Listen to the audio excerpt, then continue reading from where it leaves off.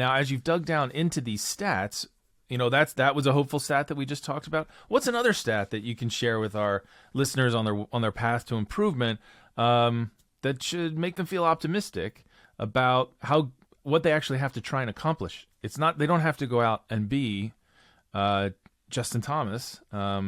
They can do X, and they're going to see difference. Yeah, that's a good question, and I could probably answer that in a lot of different ways. And the first way I want to talk about that is the way that people interpret sort of the handicap system. And it's probably not what you were expecting me to go to, but I've worked with enough amateur players now where this is a big impact for people. And it's in this managing expectations where if someone is, let's say, a 10 handicap, they are expecting to go out and shoot their handicap, which doesn't happen often. It's only going to typically happen about 20% of the time. So if you're a 10 handicap and you're getting 10 strokes and it's a par 72, you're only going to shoot 82 or better about 20% of the time. Your scoring average for every skill level is typically going to be about your course handicap plus 3 shots over that. So if you're a scratch player playing on a par 72 and you're getting 0 strokes, no strokes at all, your scoring average is going to be about 75. A 10 index on a par 72 that's getting 10 strokes is going to have a scoring average of about 85.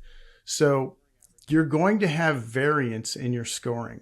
You're going to have a lot of rounds as a 10 handicap that are going to be in the upper 80s. That are going to be 90, 91. You're going to have some rounds there as your outliers. And you're going to have very few rounds 82 or better. And so I think when people understand that, they stop being so hard on themselves. Now, it's not that I don't want you to try and shoot the best possible score every time you tee it up, but having the understanding that at sort of this higher level, at the round level, you're going to have variance in your scoring. I think that helps the mindset quite a bit. And then that just translates down to the shot level.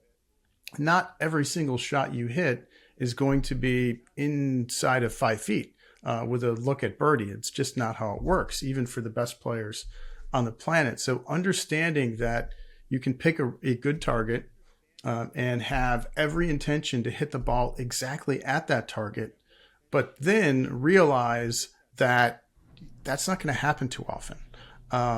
And you shouldn't beat yourself up over that. And I've seen a lot of players that go down this, this spiral of doom where they have expectations that just do not align with what their skill level is.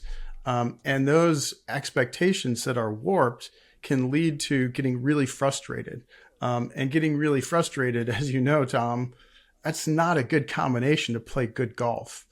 So I want to stress again, it's not that I don't want you to not try. It's not that I don't want you to not care. I want you to give it every single thing you have on every shot, but realize that it's not going to go perfectly every time, and don't beat yourself up over that.